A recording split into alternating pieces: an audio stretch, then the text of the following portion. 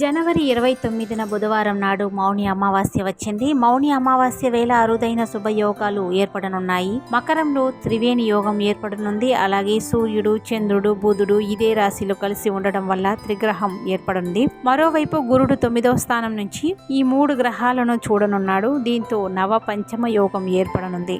అంతేకాకుండా సిద్ధి యోగం కూడా బుధవారం రాత్రి 9:22 వరకు ఉంటుంది. ఈ శుభయోగాల వల్ల కర్కాటకం, కన్యాతో సహా ఈ 3 రాశులకు అద్భుతమైన ప్రయోజనాలను కలిగించనున్నాయి. ఈ యోగం కారణంగా కన్యా రాశి జాతకులకు సర్వశుభాలు ఉంటాయి. అష్టైశ్వర్యాలు చేకూరుతాయి. మీ సంతానం గురించి శుభవార్తలు వింటారు. సంతాన ప్రాప్తి, వివాహ యోగం ఉంటుంది. ఉద్యోగులకు, వ్యాపారులకు కలిసి వచ్చే కాలం. కర్కాటక రాశి నుంచి 7వ స్థానంలో త్రివేణి యోగం ఏర్పడుతుంది.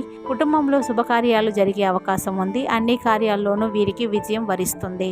అలాగే మకర రాశిలో త్రివేణి యోగం కారణంగా మకర రాశి వారికి అపారమైన ప్రయోజనాలు కలిగించే అవకాశం ఉంది. ఈ కాలంలో మీ కోరికలన్నీ నెరవేరే అవకాశం ఉంది. జీవితం సుఖమయం అవుతుంది. సమాజంలో కీర్తి ప్రతిష్టలు పెరుగుతాయి. ఈ కాలంలో వ్యాపారులకు కలిసి వస్తుందని జ్యోతిష్య నిపుణులు అంటున్నారు.